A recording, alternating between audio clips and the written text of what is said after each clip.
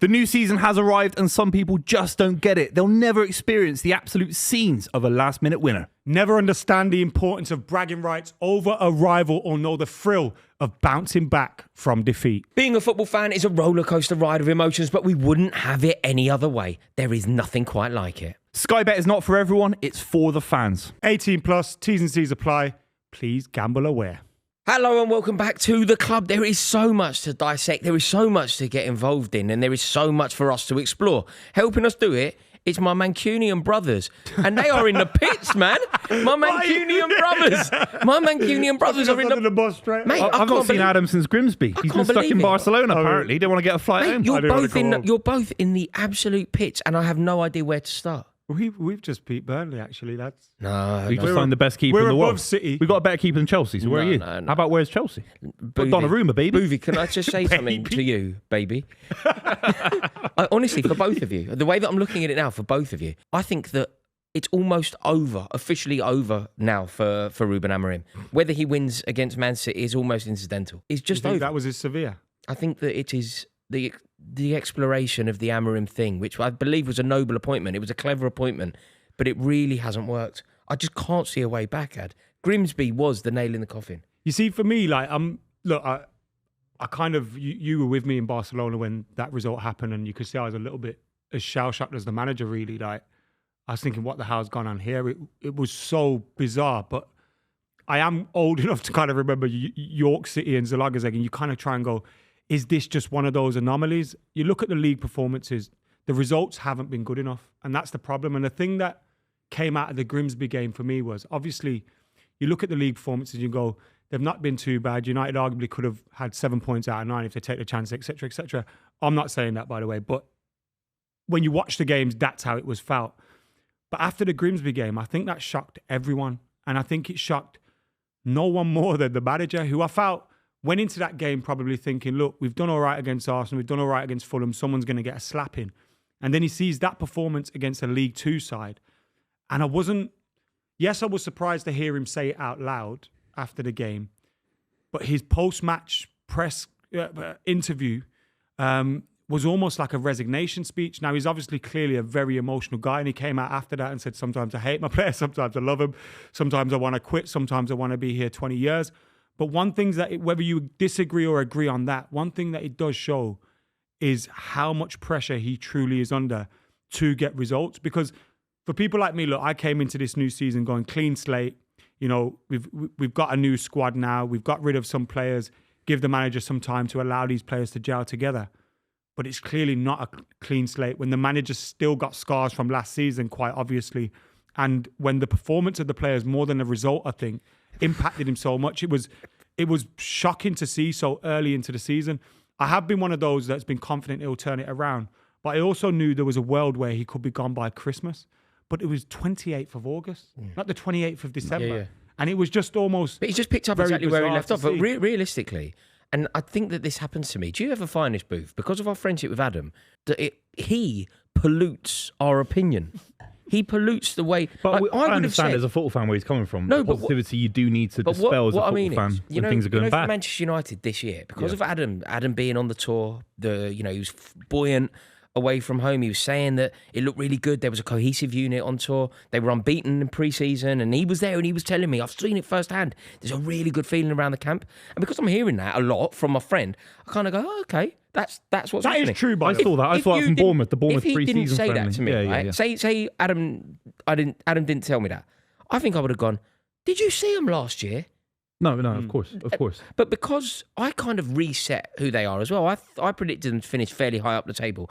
Literally nothing has changed. Is it fair to say, though? I watched the game by myself, and I have to be real, I thought it was the lowest point I've ever seen your club ever. Because we're not saying about Grimsby, they're not even chasing promotion. There are loads of injuries. They lost to Bristol Rovers the following week in the league, and they should have been 3 or 4-0 up. I know they had a bit of luck with their goal as well, so maybe it's a 2 or 3-0 kind of result, but you can't have an extra centre-back against Grimsby. You're chasing a game. The system isn't even conducive to getting back into a game against a League Two side. So we can go about the emotion of Amorim, we can talk about transfers. These are kind of vague, opaque things. We don't know really the ins and outs of it. As a football side, Man United couldn't break down Grimsby. You know, when you say, Raw, and again, I am kind of treating the Grimsby game as an anomaly here, which I probably shouldn't be.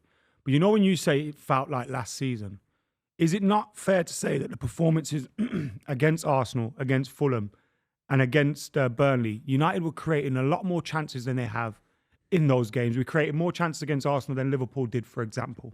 And we have shown signs of a much better performance. And maybe the fact that we've just brought in a brand new front three, we still haven't settled on our midfield. Once you do those things and the players in the front three, Do you think you're really that good against Arsenal? Be real. No, you weren't. I thought we were maybe worthy you of were a point. 55% better than I them. thought They we were were worthy of 45, a you were point, 50. but I don't You think weren't- Arsenal were great either. Sometimes you do lose a game 1-0, you were 90% better. You had 30 shots on goal and you get counter attacked, whatever. You lose 1-0, fine. But it was the keeper again, wasn't it? You were maybe more. I actually don't think you were better than Arsenal personally. We were. We were. By a very You got to small remember, margin. Altai Bender chucked one in. You were at home. And he chucked two. Yeah. So You're the Arsenal home had team chucked first two. when day I of was the a season. kid, you used to beat Arsenal 8-2. You're the home team first day of the season as well. There was probably a little bit of an uplift. There was a little bit of euphoria, or the Stretford end was in full voice. There's that to take into account. I've basically seen nothing to suggest, apart from a few better players. So yeah, you're a bit better because you went and spent a load of money on Mbeumo. You're a little bit better because you went and spent a load of money on Cunha. But you're not better. He hasn't culturally elevated you. It's basically Jadon Sancho isn't as good as Cunha, and therefore you're a bit better. That's the Alejandro Garnacho isn't as good as Brian Mbeumo, therefore you're better. It isn't managerially better. It's just a couple of players that you spent well over 150 million quid combined on are better, and therefore you look a The bit system better. must worry you as a football fan. Head of Man United. As a football me, fan, you're the seeing system De isn't Ligt the- isolated on the ball. Everyone else is man Do you know marked. what done it for me? Why do you need De you know Ligt when on you the ball? bought on? What game was that? It was the Arsenal game. I think it was the Arsenal game. Arsenal weren't particularly good. They looked slightly vulnerable. Manchester United were losing at home. And the manager is going to make it happen, right? Is he, back in it's Teddy Sheringham coming on, his Solskjaer coming on. He brings on bloody Angel Heaven.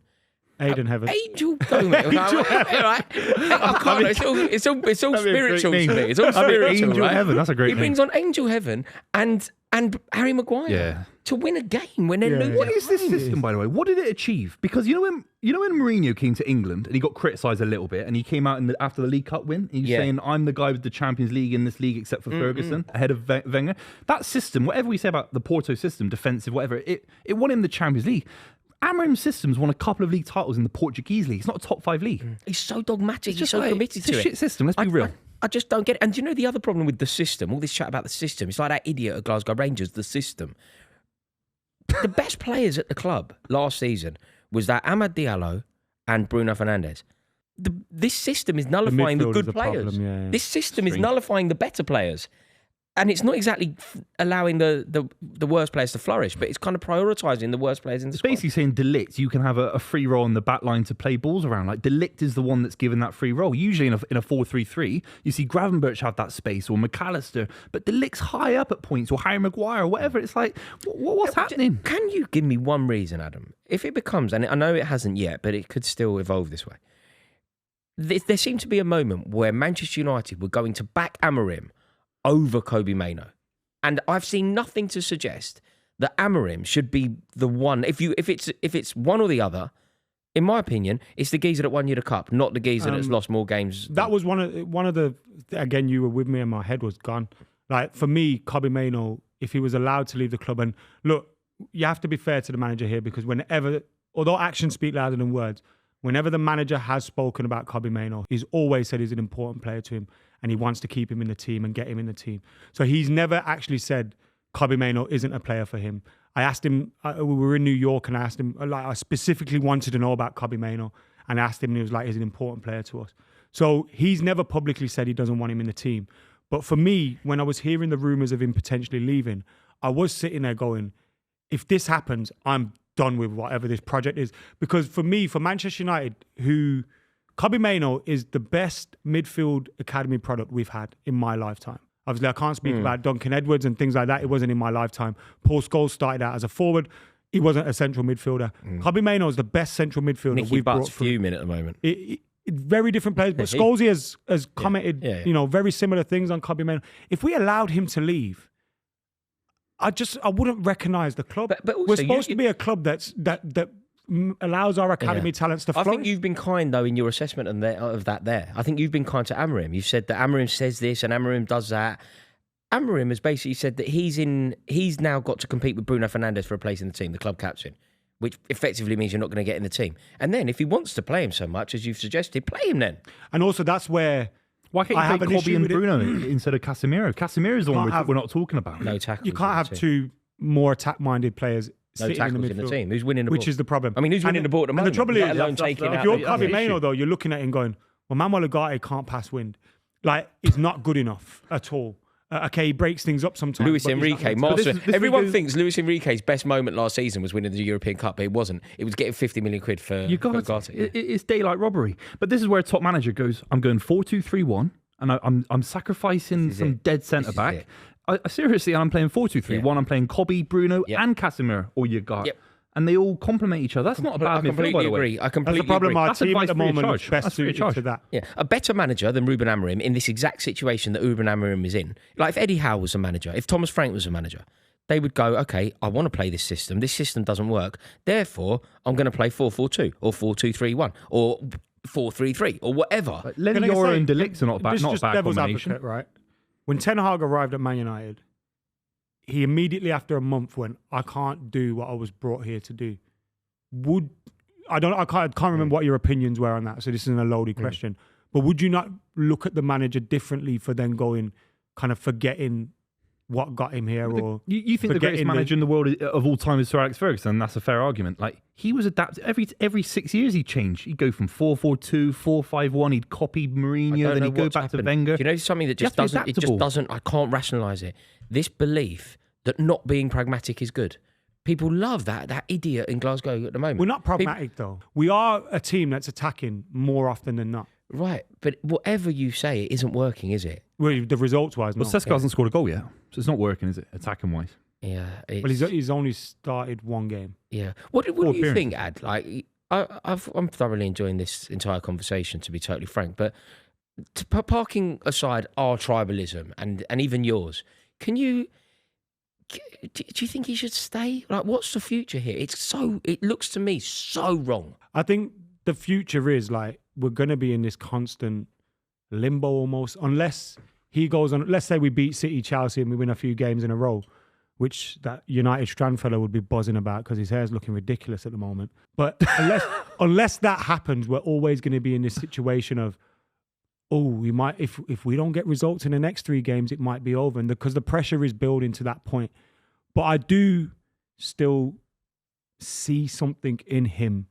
And I have still seen something. And again, it could just be I'm what is it, Adam? Because I have seen something in the performances where they have been better this season. Against Burnley, we should have been 3-0 up. Against Fulham, we should have been 3-0 up at half-time. Against Arsenal, we were the better. So I say this with respect. I'm clinging to 3 games, but it's like we've seen Buvey and I and everybody that watches the club on a regular basis, and I mean this. I do honestly mean this with respect.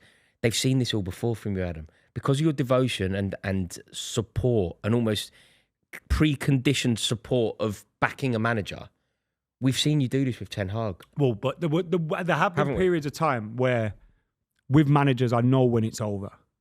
And I haven't got that feeling. You didn't get that feeling at Grimsby, the home of battered cod? I did that night.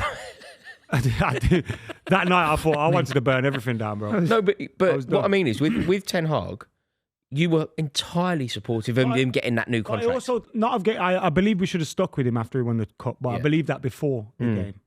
It wasn't based off a reaction, which has been proved to be completely wrong. Yeah, completely wrong. And that's why I mean your devotion, and I think this is a Manchester United fan either problem or compliment. You just are quite conditioned. Like you're the opposite of Chelsea fans. Chelsea fans go, get him out, get the next geezer in. But I do think managers aren't going to solve like things, especially the issues that Manchester United have had as a club. And look, he might be the wrong man, but Manchester United's issues aren't going to be resolved overnight. But why not? Tottenham's were. We said this about Ange after the first. We said this about Ange after the first months, and he was gone later. You'd be miles up the table. You wouldn't have lost to Grimsby for sure. There are loads of examples of managers being appointed and totally changing the fortunes of a club. Even Enzo Maresca, I know you're not a huge fan of him, but within a season, you've won the Club World Cup, you've won European silverware, and got back into the Champions League in your own right, not by winning the Europa League. Yeah, I agree. Well, can I ask you then, what does the future hold from your perspective for Ruben Amorim? I think that it's over. And whether you sack him today, tomorrow, in 6 weeks, 6 months, it's over. So there's no point in persevering. I had an ex-girlfriend that I went out with for about 2 years longer than I should have done. It's a waste of time. It's a complete waste of time. The rebuild won't start until you get a proper manager in. You appoint a serious manager and they're there. That's the weirdest thing. You look at the Premier League table now and you go, why did Bournemouth have a better manager than Man United? You go, why did Newcastle have a better manager than Man United? You go, why did Fulham have a better manager than Manchester United? Tottenham. Why did Brighton have a better manager than Manchester United? We've Why seen- did Hurtsler's Why better did than Crystal Amorim. Palace? Why did Crystal... Hurtsler outwitted But this is Guardiola the in a thing. big way on the weekend. Yeah. If we're going to use that as a measuring stick, though, Amorim's, outthought Pep Guardiola a couple of times. But The answers are there. when we got Ruben Amorim, though, everyone was saying that. Yeah. He's the right guy. I didn't know we've enough seen about that him. This felt club like a can good do appointment. weird things to people. But this is the other thing that we have with football. We sometimes talk about this, and you're allowed to change your mind. I thought Ruben Amorim was a great appointment. I really did. I thought you got it right. I thought it was the young, progressive, Mourinho-like appointment that was going to change your fortunes. But I was wrong. So just don't persevere with it. It's like, I thought VAR was a great idea at the time. Yeah. But I was wrong. Did you like what you've seen from Bayer Leverkusen with Ted Hag He's gone. after 2 games? Yeah. But how would you... But you backed him for 2 years. I knew he was shit the first few weeks he was in. Let's be real. And he's he was better than- rubbish first few weeks. And he won silverware. I knew weeks in, and he was there for 2.5 years. I know he won a bit of silverware, but he was rubbish from day dot.